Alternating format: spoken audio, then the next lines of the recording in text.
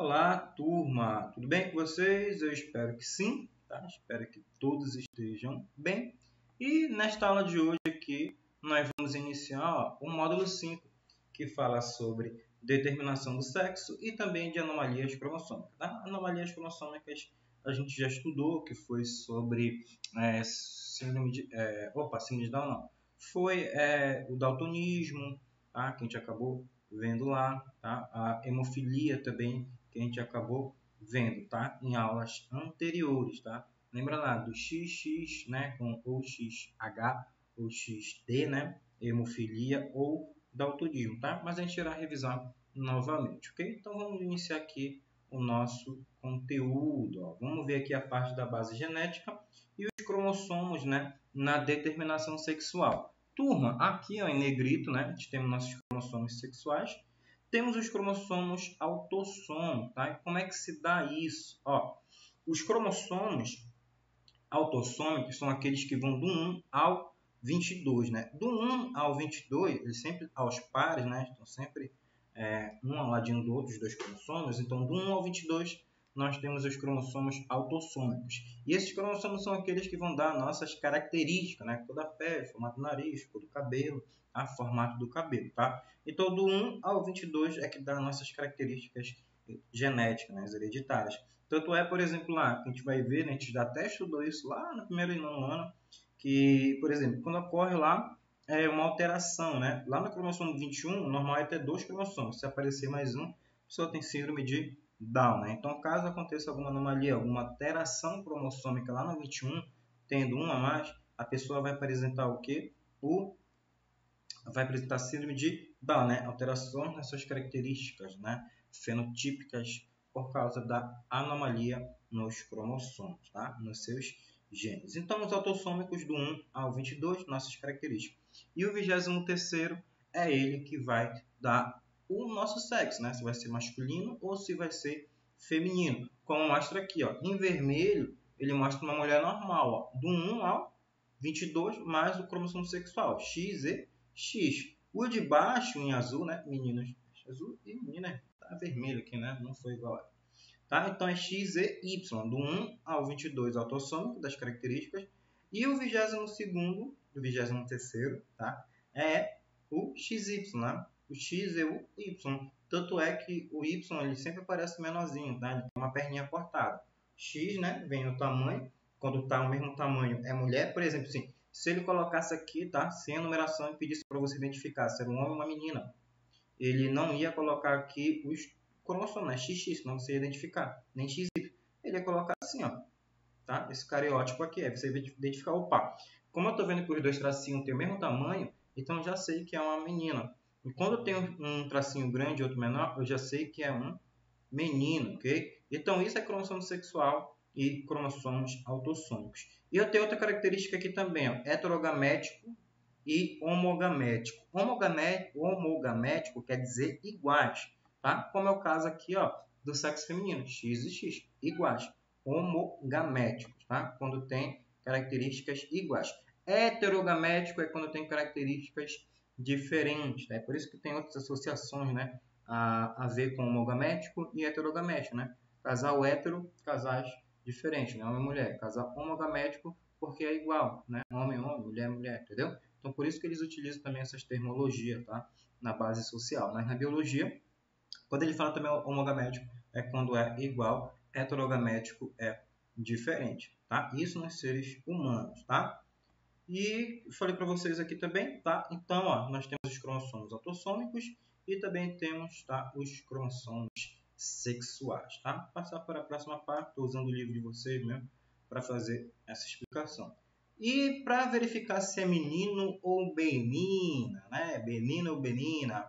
Para identificar, turminha, a gente tem uma diferença, como eu mostrei para vocês. O homem, ele é heterogamético e a mulher é homogamética. Então, o que acontece com isso?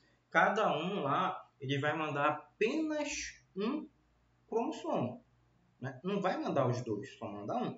A mulher manda um X, o homem manda um X ou um Y, tá? Não vai mandar X e Y ao mesmo tempo. O homem manda o X ou manda o Y. A mulher manda o X, manda o X, né? A mulher só pode mandar um. Então, você verificou que quem define o sexo é o homem. Quem define o sexo é o homem. E o homem produz 2 tipos de espermatozoide. Como assim, professor? 2 tipos? 2 tipos. Ele vai apresentar um cromossomo com 22 cromossomos autossômicos e um sexual, que pode ser o X, e o outro pode ser o Y. Então, o homem, 2 espermatozoides. Um carrega o X e o outro carrega o Y, tá? Aquele que fecundar o óvulo, ele vai dar origem ao filho que ele estiver carregando o cromossomo. Como mostra aqui, a mulher doou um X aqui para cima e o homem mandou um X, vai formar uma menina. E a mulher aqui embaixo manda um X e o homem manda um Y, vai formar um menino. A gente viu lá, tá? Nas anomalias de cromossomo, nas heranças sexuais, né? Tanto recessiva como dominante, a gente viu essas características. Então, quem vai definir o sexo é o homem, tá? Então, quando eu tinha lá, eu lembro do meu avô teve 13 filhos, 10 mulheres e 3 homens, né? Na época ela era para ajudar no campo, né? O primeiro nasceu em 1900, depois da Segunda Guerra Mundial, tá? Foram nascendo, né? Até 1960. E o que aconteceu? Ele, né, morava no campo, né? Ainda não teve o êxodo rural aqui no Amapá, né? Da parte do Pará ainda, eu acho. Não, já tinha. Eu não lembro, tá? Mas ele tinha lá no campo, então ele queria ter bastante filho para trabalhar com ele no campo, né? Mas ele acabou tendo mais mulher do que homem. Eu lembro que, ainda quando ele era vivo, né? Quando eu era moleque, eu lembro que ele brigava com a vovó. Só me deu filha mulher, queria filho macho, queria filho homem, para trabalhar comigo, serviço braçal. Culpava a vovó. Mas não era culpa dela. A culpa foi dele. Que é ele que manda os cromossomos. É ele que vai fazer com que haja definição do sexo, tá? E uma curiosidade aqui, tá? O corpúsculo de Barr, tá? Tá, só voltando, tá? Então é 50% de chance, né? De vir uma menina ou vir uma menina. A gente viu também isso em genética, tá? Já o corpúsculo de Barr aqui, turma, é uma característica. Isso aqui é mais uma compensação de carga genética. Por quê? Tanto quando vai receber lá, recebe o X e recebe o Y, tá? Só que o homem ele só tem um X, né? E a mulher tem 2. Então, na compensação genética, o que acontece aqui na formação desse corpúsculo de Barr? Isso ocorre só nas mulheres, tá? Não vai ocorrer no homem. Esse corpúsculo de Barr, né? Porque a mulher tem 2X, lá na divisão celular, no processo de intérfase, tá? Que é a duplicação, condensação dos cromossomos, acontece a condensação do cromossomo X, ele aparece, o corpúsculo de Barr, ele vai aparecer sozinho. E esse X, ele é desativado, tá? Ele é inativado. Nas células, nos núcleos da célula somática das fêmeas, encontra-se o corpúsculo de Barr, tá? Foi o cientista lá que em 1900 descobriu aqui e deu como nome dele, tá? Massa cromatina sexual muito condensada que aparece no 16º dia de desenvolvimento embrionário, em consequência da inativação de um cromossomo X proveniente da mãe e do pai, o qual se tornará geneticamente inativo, tá? Então, lá nos cromossomos, no desenvolvimento embrionário, o que acontece? Esse cromossomo ele vai condensar, né? Tem aquele processo de condensação lá, e ele vai se desativar, tá? Isso é mais por causa de compensação genética em relação ao sexo masculino e feminino, né? Porque o homem, como eu falei, ele tem menos, né? Ele não tem 2x, ele tem apenas um x e vai ter um y. A mulher não, tem x e x. Então isso é desativado e aparece como se fosse uma manchinha, E esse teste ele é feito direto em mulheres, principalmente mulheres atletas, tá? Que realizam participam de Olimpíadas e tal. Eu lembro que, não sei se foi nas Olimpíadas de 2008 na China ou foi na de Londres, mas eu acredito que foi na de Londres. Tinha lá uma mulher que não parecia mulher, por causa da fisionomia dela, tá? A estrutura. Era uma morenona lá, corria muito lá, tudo parecia a Zafa Power, né? Um cara que corria com o Usain Bolt, muito forte, né? E não tinha para essa mulher, não tinha. E ela tinha que ser submetida. No início ela negou, tá? Mas depois fizeram e verificaram que ela era mesmo mulher. Ela não queria submeter porque ela falou, não, eu sou mulher, para que eu vou ter que fazer? Quer dizer, que tem que comprovar geneticamente. Então, geralmente esse teste aqui é feito, né? Eu lembro do Verratti, né? O jogador lá do PSG, italiano, que também sugeriram ele fazer esse teste, porque falam que ele é mulher, né? Ele não parece um homem, falam, né, que ele é mulher e falaram para ele fazer, faz o teste lá do corpúsculo de Barr para verificar lá as características, para ver se ele realmente é mulher, né, e não homem, tá? Então esse corpúsculo de Barr aqui é só quando ocorre, a inativação. Então tem que a questão de pergunta aqui, Porque os atletas profissionais devem se submeter a um exame genético para confirmar a presença do cromossomo sexual, para identificar, né, se é masculino ou feminino. Teve um tempo desse também que o South Park até fez uma sátira, né, porque alguns homens transgêneros, né, estavam indo para o esporte feminino e alguns obtendo vantagem, né? O South Park mexeu com isso e um atleta lá teve que fazer, tá? Esse teste, ok? Então aí quem foi que obrigou ele foi o Cartman, né? Mais obeso lá, obrigou aquele atleta a fazer para ele falar que era mulher e não era. Aí descobriram, condenaram, né? Depois até tentaram processar, mas não deu certo. Só uma curiosidade para vocês, né? Que eles relacionam aqui, tentando mostrar para vocês como isso é mostrado mesmo na vida real, e algumas vezes fazem até sátira, tá? Essa parte aqui da Natália Steven, a pesquisa, tá? É só uma curiosidade, tá? Foi ela que descobriu lá o XY, tá? Depois vocês dão uma lida aí. Turma, como eu falei para vocês, ó, desse sistema de cromossomos sexuais, tem nos seres humanos X e Y, né? Você vai ter lá os cromossomos, você vai ter os gametas homogaméticos e heterogaméticos. Os homogaméticos dão definição ao sexo feminino e os heterogaméticos dão diferenciação ao sexo masculino. Só que ainda no reino animal, tanto nos vertebrados como em alguns invertebrados, principalmente em alguns invertebrados, acontece de ser diferente. Por exemplo, bem aqui, ó, no sistema ZW, tá? Que é definição, tá? Eles utilizam outras letras também para fazer a definição de sexo de outros seres, tá? Outros seres vivos. Por exemplo, no sistema ZW aqui, ó, que aparece aqui em prêmio de pato aqui, ó, tá? O que acontece aqui, ó? Os gametas Z e W são heterogaméticos e o gameta ZZ, ó, que é igual, homogamético. Então, o que aconteceria aqui, ó? Como é diferente, Z e W, heterogamético, deveria ser um homem, né? Deveria ser um macho, a espécie macho. Como acontece lá nos seres humanos. XY é heterogamético da definição macho. Só que aqui, ó, no sistema ZW, cai muito pouco, tá? Meu Deus, faz muito tempo que eu não vejo questões relacionadas a isso aqui, tá? Cai muito pouco mesmo. Então, aqui, ó, o sistema ZW, tá? O que é a característica dele? O heterogamético, ele vai dar a característica ao sexo feminino, ó. E é o sexo feminino que define, tá, os filhos. É ele que vai definir se vai ser macho ou fêmea. Diferentemente aqui, ó, tá? No sistema, ó, X0, tá? X neutro pode ser também. Ok? Tem o homogamético, tem o heterogamético, tá? Mas no sistema ZW, ó, assim como o sistema XY, a gente vai ver lá em cima, os machos e as fêmeas diferem entre si. No entanto, no sistema ZW, o sexo heterogamético é o feminino, ou seja, quem determina o sexo é a fêmea. Aqui no sistema XY, ó, que é igual ao nosso, o que acontece aqui em mosca? Ó? XX homogamética, XY heterogamética. Ó. XX é fêmea, XY é macho. As fêmeas apresentam gametas que têm somente cromossomo X, e os machos formam 50% dos gametas com cromossomo X e com cromossomo Y, tá? Então há diferenciação sexual, tá? Então esse sistema XY, X0, X neutro, XW é para fazer a definição também sexual em determinados outros seres vivos, tá? Invertebrados e vertebrados, tá? E o sistema X0, tá? X neutro, esse sistema está presente em espécies que não têm o cromossomo Y, ou seja, em casos nos quais os machos não têm uma quantidade de par de cromossomos, pois falta um dos cromossomos sexuais. Então, ó, se aparecer somente um X, você vai ter um macho, né? Se aparecer os dois X, você vai ter a fêmea, né? Acontece, por exemplo, aqui, ó, com várias espécies. Aqui no XY, seres humanos, mosca, né? Drosófila, né? Espécie por exemplo.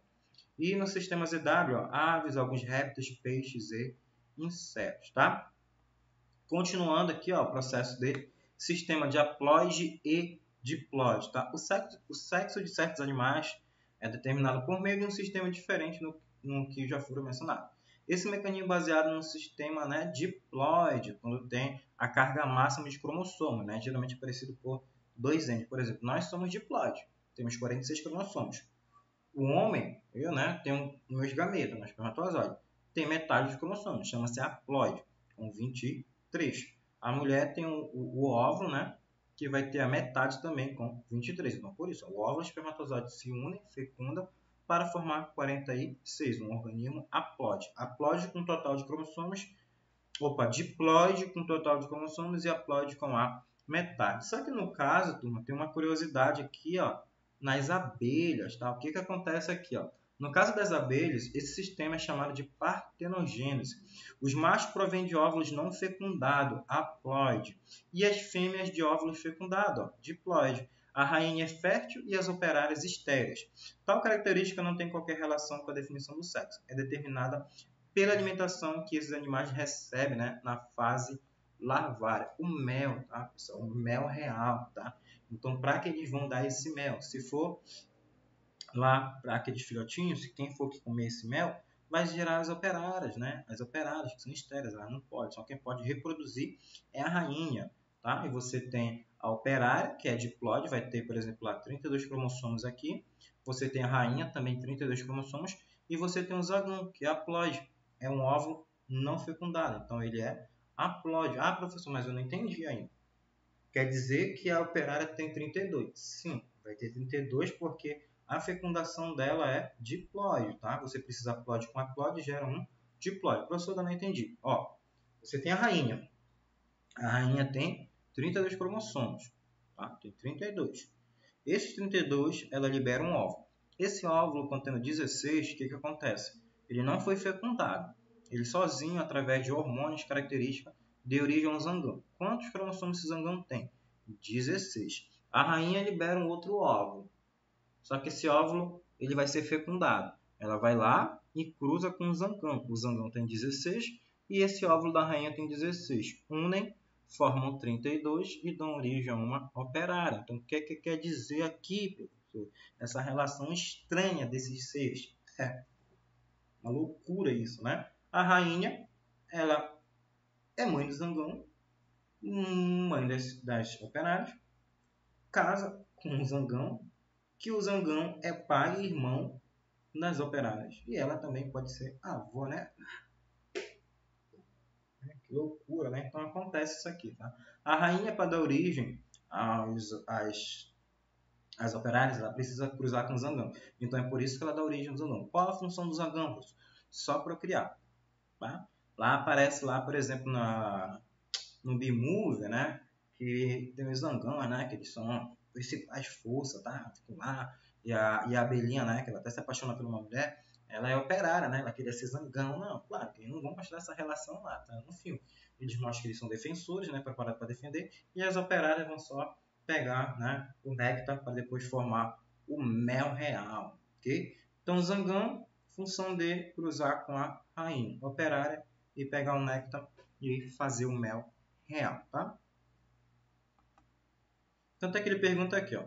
Por que na espécie humana o sexo masculino dominado heterogamético? Por que, turma? Porque ele é diferente, tá? Onde você vai ter o X e o Y, tá? Você tem dois cromossomos diferentes que vão fazer com que surja uma outra característica, tá? Que é o masculino, tá? Então, por isso que é denominado heterogamético, porque o homem apresenta o cromossomo X e o cromossomo Y. Em certas espécies de abelhas, né, as células somáticas das fêmeas apresentam 32 cromossomos e os machos 16. Explique por que as fêmeas e os machos têm esses números de cromossomos, tá? Eles vão ter essas características porque a fêmea, a rainha, ela é diploide e o macho, né, o zangão, ele é haploide. Ele precisa ter 16 cromossomos porque ele precisa cruzar com a rainha para que dê origem às operárias, que tem 32 cromossomos, tá? Então a rainha e as operárias ela têm a mesma quantidade de cromossomos. Então é por isso que o macho precisa ter 16 e a fêmea 32. Porque a fêmea, quando ela produz a gameta dela, ela libera metade, né? Vai para a semeiose e vai para metade, de 32 para 16. O macho, o zangão 16, quando fecunda 32 dá origem à operária, tá? Uma nova rainha, tá? Pode dar origem às operárias vão fazer com que ela surja, tá? Através também da alimentação do mel real. E essa rainha, geralmente, quando surge, ela não fica na mesma colmeia, ela vai embora, tá?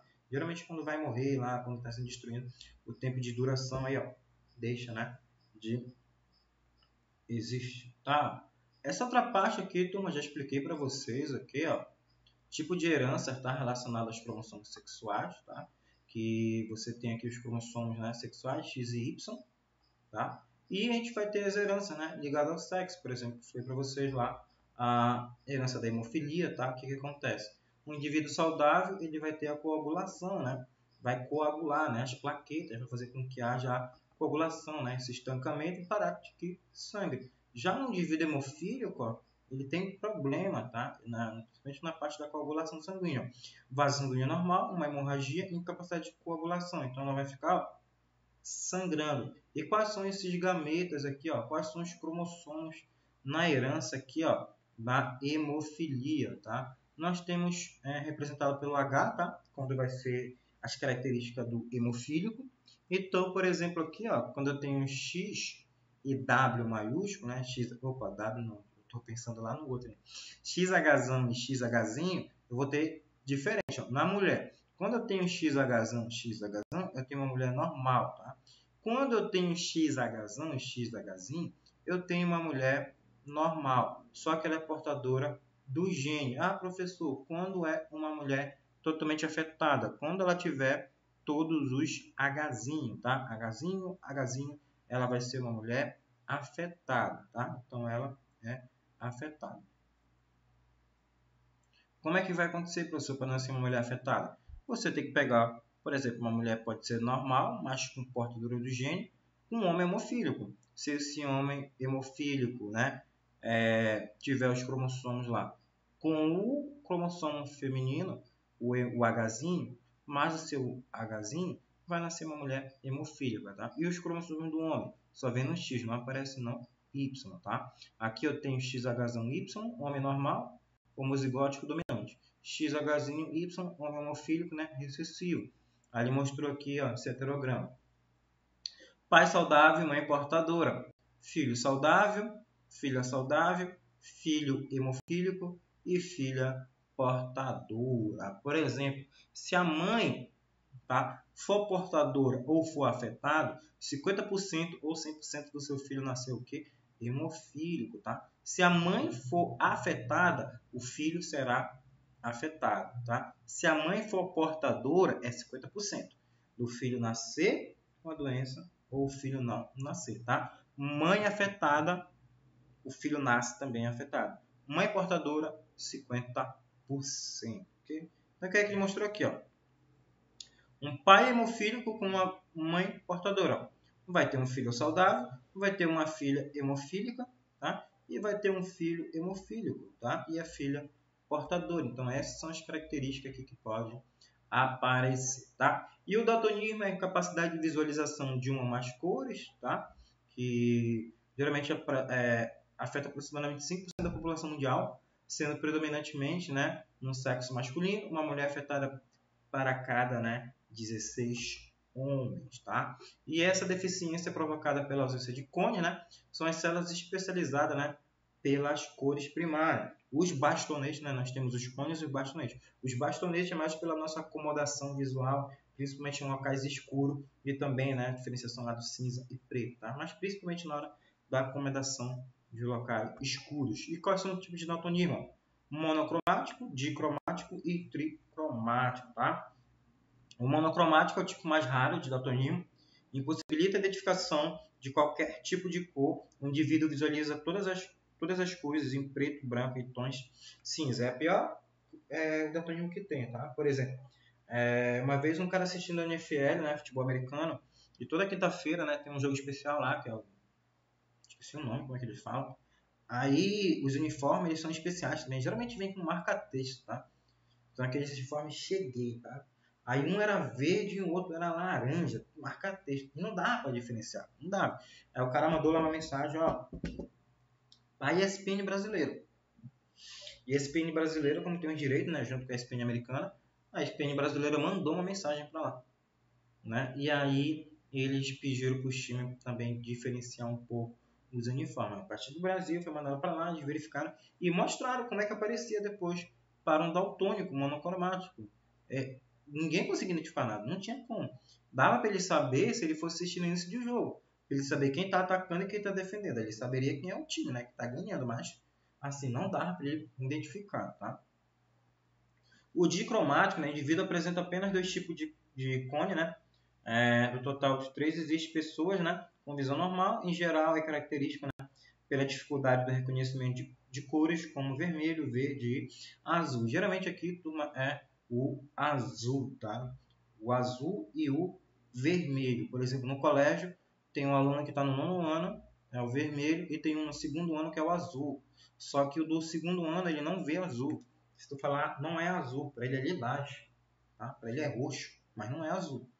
Okay? Ele não sabe. Tá? E aqui o vermelho no mínimo do 9º ano causa irritação.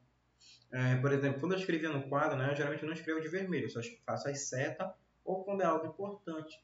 Para ele causava irritação, ele não via, ficava doendo a vista dele. De professor, por favor, não copie mais de vermelho. Eu parei de copiar para essa turma de vermelho. Né? As setas para ele foi o que me incomodava, mas se eu escrevesse, ele não ia conseguir enxergar nada. Tá? E o tricromático, né? Ah, tá, esqueci de falar. Tinha até uma menina, eu estava falando isso no ano passado.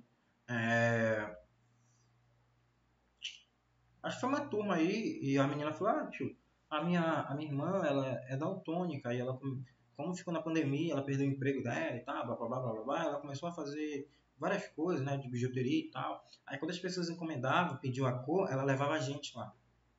Porque ela sabia bordar, ela sabia fazer tudinho, a pessoa encomendou lá um negócio, lá uma tiara, por exemplo, encomendou uma tiara azul, ela não sabe identificar o azul. Aí quem ia com ela era a mãe dela, a irmã dela, para comprar os materiais, né, para ela poder fazer. Já precisa saber, tem tudo errado, né? Então, tem tudo isso.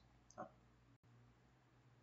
E aqui, ó, né, as características, ó, detecção dos daltonismo. Então, você verifica aqui, ó, qual é o que você não enxerga. 71, 86, 29, 57. Meu Deus, eu não enxergo. Meu Deus, 41, 43. Meu Deus, 12. Ai, meu Deus do céu. Eu não enxergo. 5, 3, 15. Eu já tô lá embaixo. Ó, 12, 5. Eu não enxergo esses três aqui, ó. Meu pai. Eu não consigo identificar. Tá? Não é número isso aqui. Depois vocês me falam.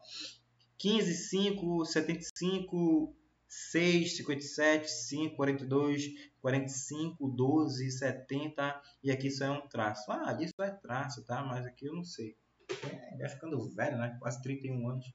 Assim mesmo, ok? E para encerrar a aula de hoje, ó, os cromossomos aqui do daltonismo, tá? É a mesma coisa lá, tá? Turma aqui, como eu falei para vocês na hemofilia, tá? Você só substitui lá os maiúsculos e os minúsculos, aí você vai ter o dominante e o recessivo. Aqui, quando você tem X, né, desão, X desão, mulher normal, e X desão, homem normal. Agora, se tiver X desão, X desinho, uma mulher normal mais portadora, e quando o homem tiver um X desinho, é um homem hemofílico, né? Tanto é que ele mostra aqui, ó, as características, né? Mesma coisa, mesma coisa. Um homem afetado, casando com uma mulher afetada, 50% da chance da sua filha nascer afetado, tá? Mas uma mulher afetada, ela tem chances, né, de ter um filho afetado. O filho vai nascer afetado. Então, uma mulher daltônica, o seu filho também nascerá o quê, ó? Daltônico, tá? Então, até que ele mostra aqui, ó. Cadê? Uma mulher afetada, um filho daltônico, tá? Um outro filho daltônico. Então, uma mulher afetada ou portadora, ela vai ter, né, um filho afetado ou 50%. Beleza, turma? Qualquer dúvida, vocês mandem mensagem no privado do WhatsApp, tá? Beleza? Até a nossa próxima aula.